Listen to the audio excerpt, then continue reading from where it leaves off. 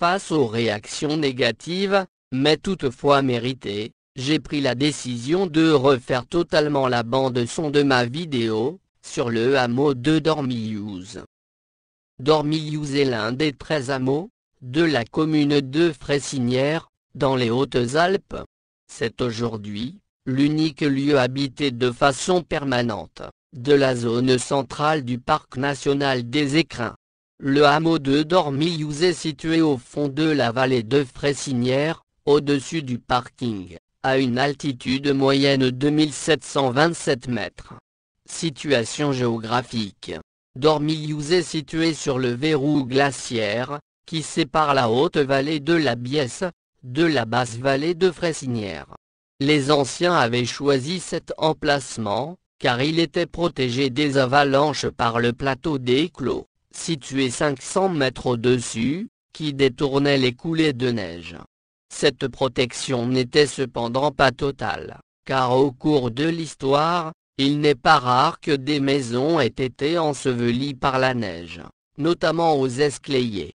La géologie de Dormillouz est relativement complexe, mais l'Atlas géologique des Alpes françaises en donne une excellente description, illustrée de photographies commentées, et de coupes géologiques. Histoire. Les origines historiques de Dormillouz sont très incertaines, tout comme d'ailleurs celles du toponyme. Tout ce que l'on sait avec certitude, c'est que le hameau était connu sous le nom de Dormillosa, en 1401, et de Durmello, en 1488. Les origines. La présence de l'homme est attestée depuis fort longtemps, sinon à Dormillouz même, du moins dans la haute vallée du torrent de Chichin, avant la cabane, et au Laozeron. Les découvertes réalisées, entre 1998 et 2003, par des chercheurs des universités d'York et d'Aix-en-Provence, ont permis en effet de découvrir des traces de la présence humaine, dès le néolithique. Le toponyme a très certainement pour origine, le radical pré-indo-européen, dor, et dur, pour montagne, roche, mais l'on ignore qui lui a donné ce nom. Selon certains, le hameau aurait été fondé au VIe siècle par les Lombards, qui le baptisèrent alors Dormil. Pour d'autres, ce nom dériverait de Dormillosa qui signifie marmotte en provençal.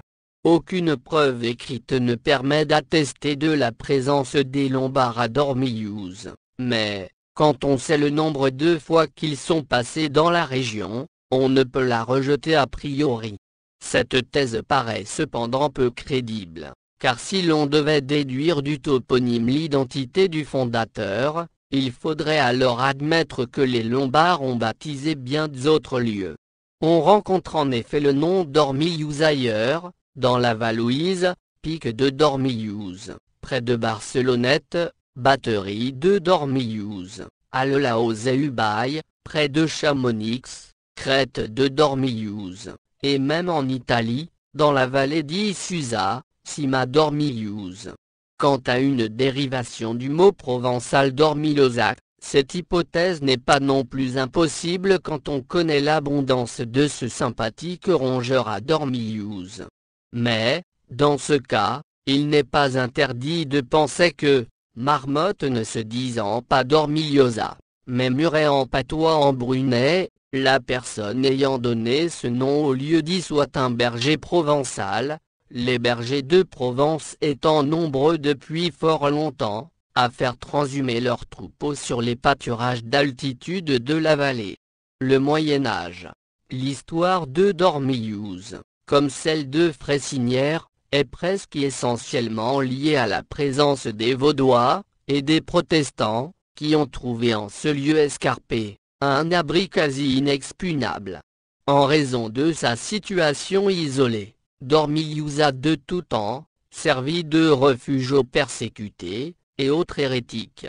Si certains auteurs pensent qu'il y avait déjà des chrétiens contestant l'Église catholique avant les Vaudois, ce sont cependant les disciples de Pierre Valdo, qui ont laissé les premières traces d'une présence certaine à Dormillouz. Ils y ont subi une répression quasi constante, marquée par des périodes de calme et de violence extrême. Ce fut notamment le cas en 1365, 1393 et en 1488. Ainsi, en avril 1488, dans une des dernières tentatives d'éradiquer les Vaudois, l'archevêque d'Embrun Jean Bel, co-seigneur de Fressinière, envoya plus de 600 hommes dans la vallée. Ne pouvant lutter contre cette masse, les Vaudois se dispersèrent vers les points habituels de résistance sur les hauteurs, notamment à la cabane de la Jaline, à 1h30 au-dessus de Dormillouz. C'est là, que dans un fenil, on dut garder un cadavre pendant 3 semaines, sans pouvoir l'enterrer. Après quelques jours de résistance, tous les Vaudois se rendirent. Les Vaudois s'étant ralliés à la Réforme, au début du XVIe siècle, les persécutions reprirent dans une région où s'affrontaient protestants et catholiques. Ainsi, pendant les guerres de religion, les capitaines de ligueurs provençaux Sénat et Mouvant, en retraite depuis Briançon, arrivèrent à Dormillouz le 22 septembre 1562 et, le lendemain, à minuit, ils passèrent le col d'Orsières dont les habitants s'étaient tous enfuis. En 1570, Lesdiguières, venant du Champsaur, passa le col d'Orsières, encore couvert de neige, pour venir porter secours aux habitants de la Fressinière. L'édit de Nantes ramena la paix religieuse pendant quelques années mais, dès 1679, les exactions reprirent avec une application rigoureuse et partiale du texte de l'édit. C'est à cette époque, vers 1660, qu'un habitant de Dormillouz, Claude Baridon, dit Beccaru, tua un des seigneurs de Fressinière, Monsieur de Saint-Didier, ce tragique événement faisant dire que Fressinière a fait sa révolution un siècle avant le reste de la France.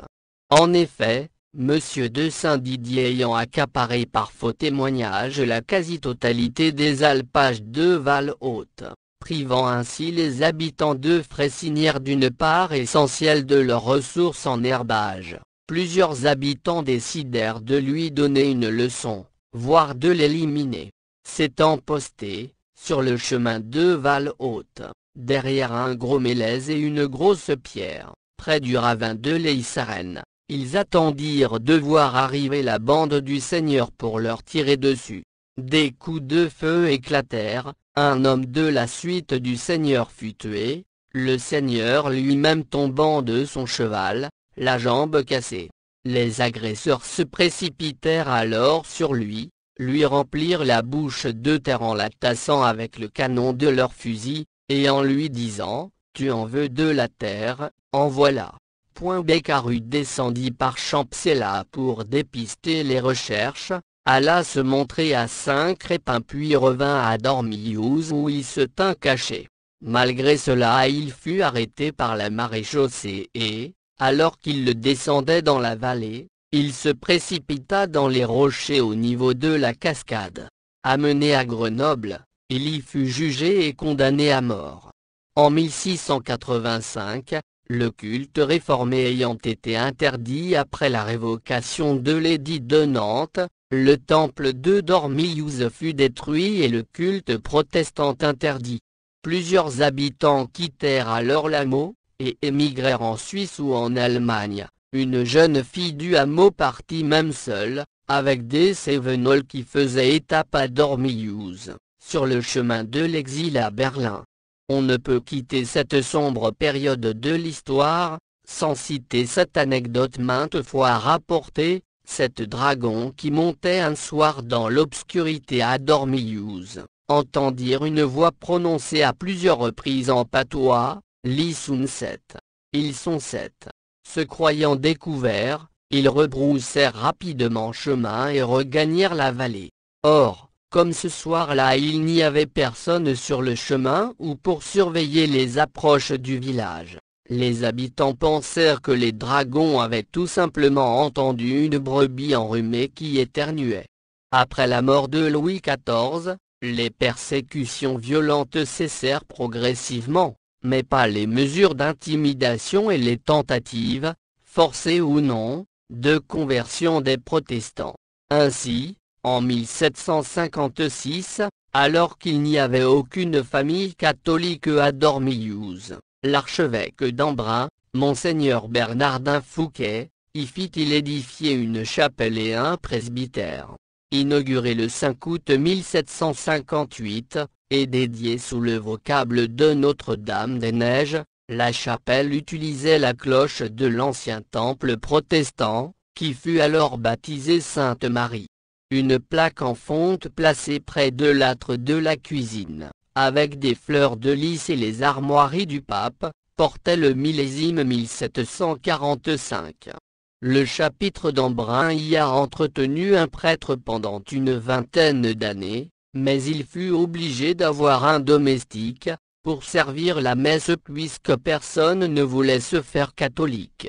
Après la Révolution, la chapelle fut attribuée au culte protestant en 1808, en application du décret du 24 Pluviôse 13 février 1805, qui établissait l'église consistoriale de la ville de Gap, et qui autorisait le préfet à attribuer aux protestants des chapelles dites du second rang.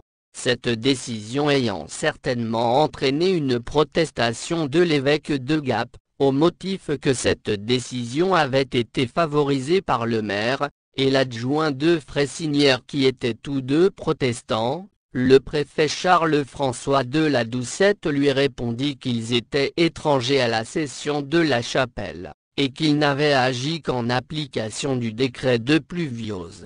Toujours est-il que les habitants de Dormillouz s'en emparèrent, et l'utilisèrent alors comme temple, après avoir enlevé les statues et le maître-autel, et lavé la chair de ses peintures. Le presbytère servit de salle d'école et de réunion du soir. On utilisait d'ailleurs les chandeliers de l'autel pour s'éclairer. L'événement le plus marquant de ce début de XIXe siècle est l'arrivée en 1823, du pasteur genevois Félix Neff, qui allait marquer profondément toute la vallée et Dormillouz tout particulièrement. Il trouva les habitants dans le dénuement le plus total, sur le plan spirituel, moral et économique. Il employa alors toutes ses forces au redressement de la situation dans tous les domaines. Il créa de toutes pièces une école, puis une école normale dans sa maison, située à l'ouest du quartier de Romans, faisant appel à des instituteurs du Queyras. Les pratiques agricoles étant archaïques, il va montrer aux habitants comment planter les pommes de terre, afin d'obtenir des récoltes plus abondantes. Enfin, il restaura tous les canaux d'irrigation qui, bien qu'existant dans le passé, avaient été totalement abandonnés faute d'entretien, et à cause de rivalités entre propriétaires de parcelles parfois minuscules. Même les plus anciens du hameau ne se souvenaient plus de les avoir vus fonctionner. À partir du milieu du XIXe siècle, époque à laquelle il a connu sa plus forte population, le hameau va lentement décliner faute de ressources en quantité suffisante pour nourrir tout le monde. Les départs s'échelonneront jusqu'après la Première Guerre mondiale, vers les villes, la Provence et l'Algérie.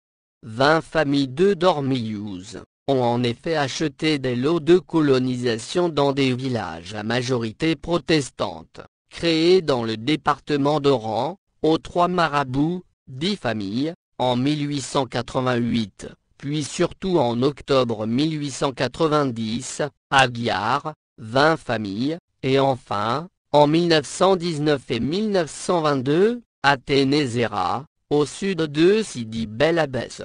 La Grande Guerre va finir de vider le hameau qui, avec 10 tués, participera à la victoire en payant un prix très élevé. Les familles désormais sans chef étaient pratiquement condamnées à l'émigration. Des efforts pour maintenir une présence humaine pendant l'entre-deux-guerres, notamment la tentative de rendre carrossables les accès au hameau, et l'installation d'une dynamo dans le torrent de Chichin, au niveau du quartier des Enflous. n'eurent aucun succès et, faute de monde, l'école publique ferma ses portes, en 1944. La Seconde Guerre mondiale est essentiellement marquée par l'irruption à Dormillouz d'une dizaine de militaires allemands, guidés par un Français, venus pour arrêter des réfractaires au service du travail obligatoire, STO, en Allemagne. Prévenus par téléphone depuis les Ribes, les réfractaires eurent le temps de se réfugier, dans une grotte située près de la cabane de Marja. Ayant été informés de ces appels téléphoniques, les Allemands maltraitèrent certaines personnes, brisèrent la porte du temple, et volèrent des objets chez les habitants. Plusieurs habitants, notamment les auteurs des appels téléphoniques, furent emprisonnés à Briançon, ou à la prison des Baumettes à Marseille. La vie de Dormillouz a été marquée par l'arrivée, au début des années 60, d'une communauté de jeunes protestants, qui louèrent des terres agricoles afin de mener une vie proche de la nature, fondée sur une interprétation très personnelle, de la parabole du jeune homme riche. Peu adapté à la vie en montagne, et négligeant toute convention, une partie d'entre eux ayant migré vers d'autres cieux, ils furent progressivement supplantés par des hippies à partir des années 70, qui s'attirèrent souvent l'hostilité de la population. Les derniers barbus quittèrent Dormillouz, vers la fin des années 70, le dernier d'entre eux, Paul Péchon, ayant tenu pendant quelques années le gîte chez Paul, aux Enflous. Depuis, le nombre d'habitants permanents n'a cessé de diminuer, et ils ne sont plus que 2 en 1973. Dormillouz n'étant desservi par aucune route carrossable. Pour s'y rendre il faut emprunter l'un des 2 chemins qui partent du parking. Le premier, des chemins de la Charbonnière, est entretenu par le parc national des Écrins, et conduit au bas du hameau, traversant une zone très avalancheuse l'hiver. Il est donc déconseillé de l'emprunter en cette saison. Le second, des chemins du téléphone, traverse la Biesse sur le petit pont, puis remonte le long de la ligne téléphonique, c'est l'itinéraire qui est utilisé pendant l'hiver. Ces 2 itinéraires n'étaient cependant pas utilisés couramment par les anciens habitants de Dormillouz. Le chemin traditionnel bifurque en effet, sur la droite de la route qui conduit au fond de la vallée, environ 3,5 km après le hameau des Mansales, au lieu dit les Costilles, sur la carte de l'IGN. Il grimpe ensuite sur la Draie, traverse les barres rocheuses dites du compresseur, et arrive en haut de Dormillouz.